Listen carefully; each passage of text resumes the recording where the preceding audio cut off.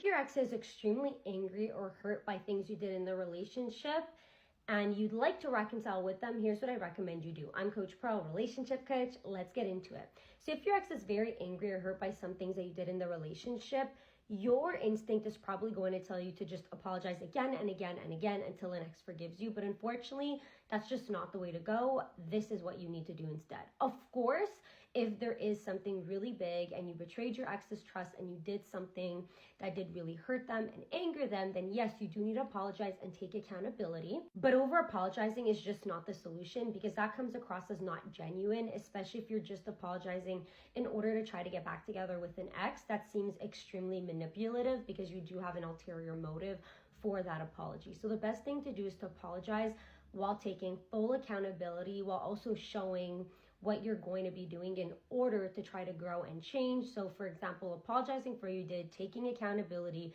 not mentioning any excuses, and then having a solution for what you're going to do. Maybe you're going to go to therapy, or what you're going to do in order to show that you can grow and that you can change. Once that apology is out of the way, you have to go into no contact. If you're just going to keep over apologizing to an ex, it's going to get frustrating for an ex. It's not going to seem genuine. It's just going to seem that you're desperately trying to say anything and everything. You're grasping at any straw in order to get them to come back. But if you go into no contact, you give your ex the time and space they need in order to heal from whatever it is that happened in the relationship that angered them or that really, really broke their trust and hurt them. And then as time goes on and they're able to heal from those negative feelings of anger and they're able to forgive you and they're able to see that you're no longer reaching out, an ex can start missing you.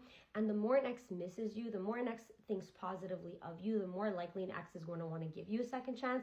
The difference between an ex that gives somebody a second chance for making a mistake versus one that doesn't is, if, for example, an ex really misses you and has those positive feelings for you, then they're a lot more likely to listen to their emotions that are telling them, well, this person did apologize, maybe this person can change and maybe they are worthy of a second chance. Remember that as long as you're in no contact and you're giving ex a lot of time and space, it's also more realistic that you could have changed. If, for example, you over apologize for a month straight, how on earth did you grow or did you change? I mean, you spent the whole entire month over apologizing, and that just seems manipulative.